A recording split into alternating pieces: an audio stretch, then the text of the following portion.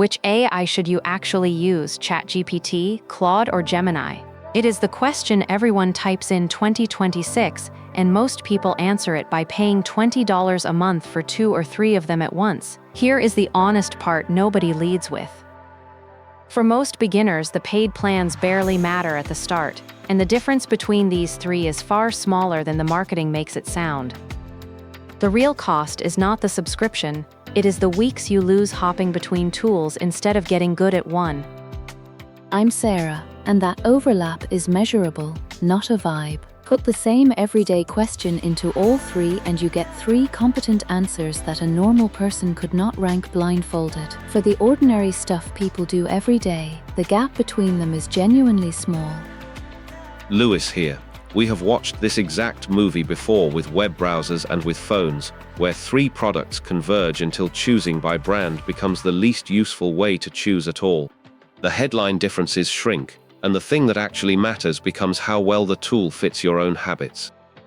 So my read is the question is not which one is best, it is which one is best for the thing you actually do most.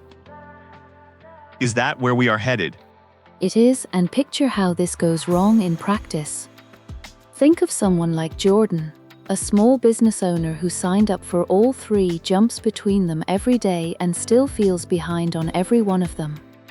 He is paying the most and learning the least, purely because he never picked a lane. That is exactly it, Liam, and Jordan is who we are trying to save here. So here is the plan. We will show you how to pick by the job in front of you, exactly when the free tier is genuinely enough, and the one mistake that keeps beginners broke and frustrated. Stay to the end for the simple math that tells you the precise moment $20 is worth it, and not a day before. Last episode, we used AI as a free tutor, and choosing the right tool to learn is the step right before that.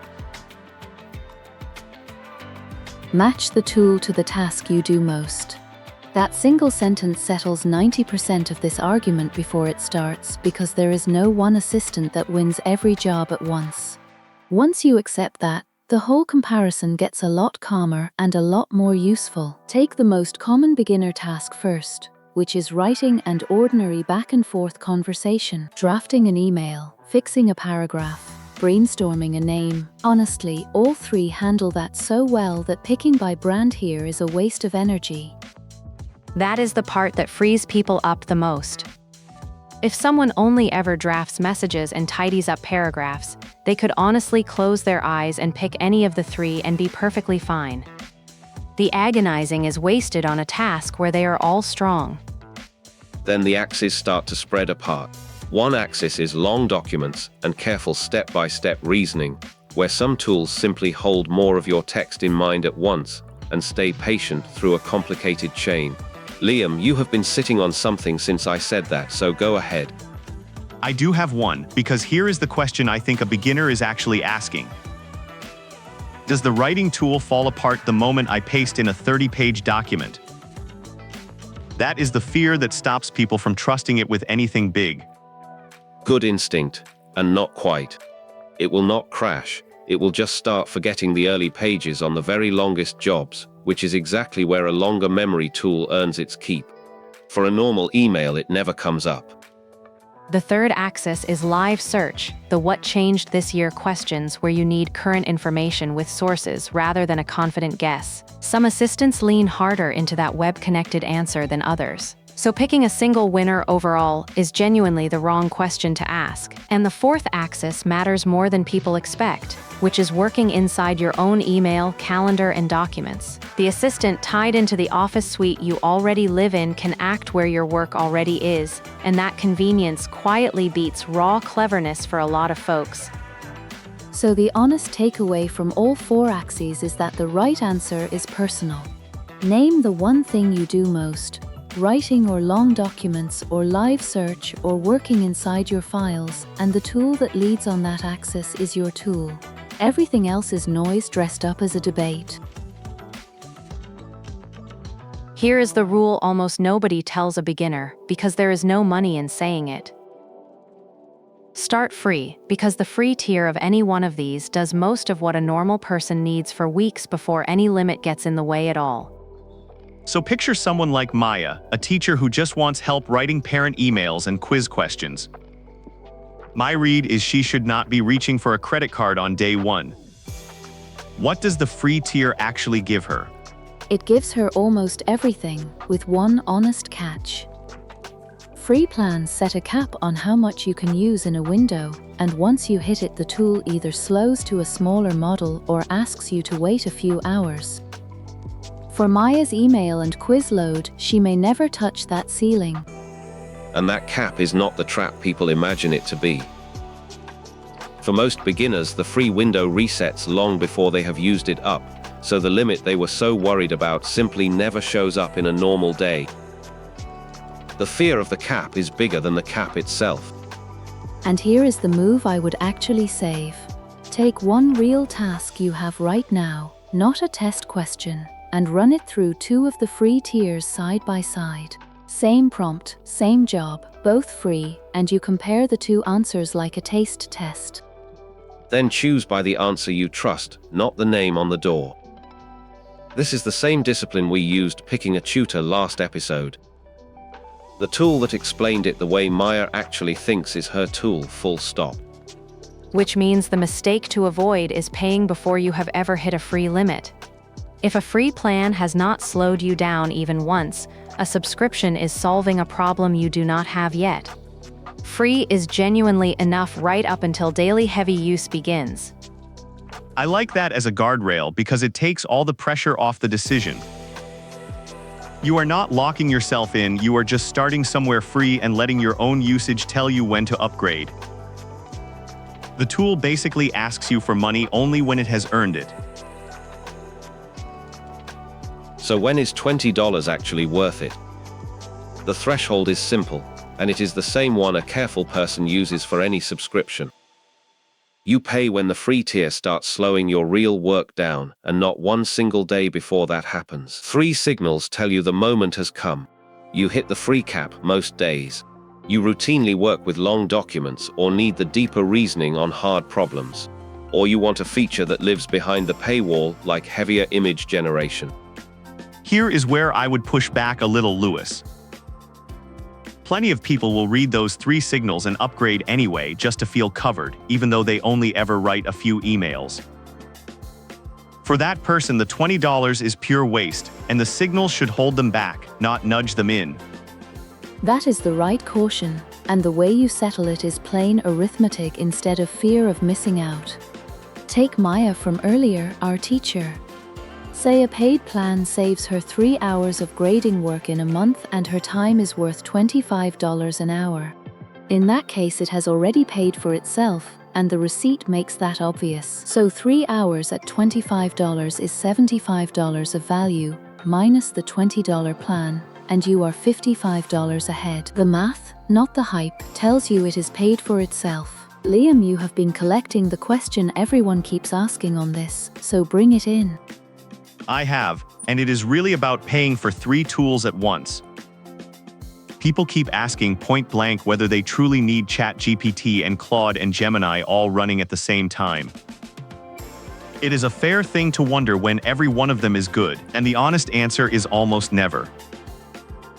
Paying for all 3 with no clear reason is just $60 a month, buying you 3 slightly different ways to ask the same question. One paid plan you actually use every day is the move that pays for itself, and it leaves the other $40 in your pocket. Now a fair worry, and it is the one that pushes people back into collecting tools. If I pick just one general assistant, am I missing out on all the specialized AI tools people rave about? The answer is one general assistant, plus a specialist only when you genuinely need one. There are excellent narrow tools out there. Dedicated apps for design, for turning audio into clean transcripts, for wrangling spreadsheets. They are real and they are good at their one job, and sometimes far better at it than a general assistant would be. But here is where I would gently push back on the collect them all instinct. You do not need 10 subscriptions on day 1.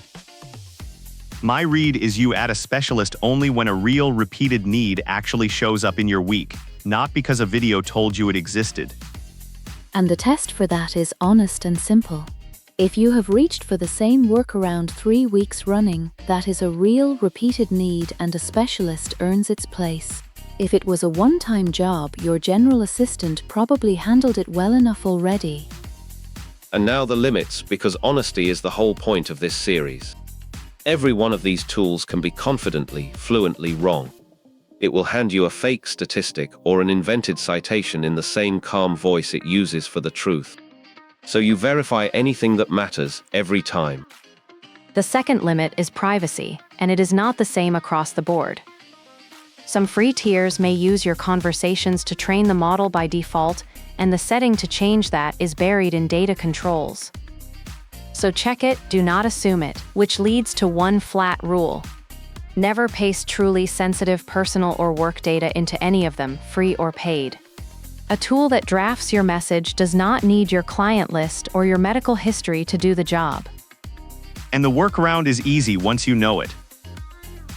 Describe the situation in general terms instead of pasting the raw document, so the tool helps with the shape of the problem without ever seeing the private details. You get the same help and you keep your data to yourself. So if there is one mistake that quietly costs beginners the most, it is not picking the wrong tool. It is tool hopping, jumping to whatever launched this week instead of getting good at the one in front of you. The shiny new release will always be there, and it is rarely the thing holding you back. And the cost is real, not just annoying. Every switch resets your learning, because the prompts and habits that made you fast on one tool start over on the next. You stay a permanent beginner across 5 apps instead of getting genuinely good at one, and good at one is where all the value lives. We have watched this pattern for decades, long before AI arrived. The person who learned one tool deeply always outproduced the person chasing the newest one. The fundamentals carry across anyway, so depth on one beats a shallow tour of all three, and the skills you build transfer the day you ever do switch. So here is my honest verdict. And notice I am not crowning a winner. What I would actually do is start with one free tier picked by the job you do most, and learn that one well before touching another. And the lean is simple once you name your main job. Pure writing and chat, any of them. Long documents and reasoning, lean to the patient one. Live search, lean to the web-connected one. And for email and files, lean to the one already inside your Office suite. And that lean is freeing rather than limiting, because it turns an overwhelming choice into one short question. You stop comparing feature lists and just name your job. The decision takes a minute instead of a weekend. Carry this home, because it is the whole episode in one line. The best AI is not the most famous one, it is simply the one you actually learn. Pick one that fits your main job, get good at it, and switch only when a real gap shows up, never because a new logo appeared on your feed. And that is the part no comparison chart can decide for you, because it depends on how your own mind likes information served. A tool that clicks for one person reads as cluttered to the next. Liam, you usually have the question the audience is actually thinking, so close us out with it. I do, and it is one we honestly cannot settle for you, so I will hand it to the comments. After testing 2 free tiers on a real task, which one fit how your brain works and why? That answer is going to be different for everyone watching. Here is the whole video in 3 lines. Choose your AI by the job you do most, start free, and only pay when a free limit actually slows your real work down. And whatever you pick, get good at one instead of collecting subscriptions. So tonight, take one real task off your own plate and run it through 2 free tiers side by side. You will know your tool within 10 minutes, you will spend nothing, and you will stop second-guessing the choice for good. And wait until you see the next one, because picking the tool is the easy half. The hard half is asking it well, which is the entire difference between a useless answer and a genuinely brilliant one. If these honest breakdowns are useful to you, subscribe and stay with the How to Use AI series, because we keep the tool landscape current as it shifts. I learned something putting this one together, and I hope you did too. This is Professor Erica, Thanks for watching and signing off.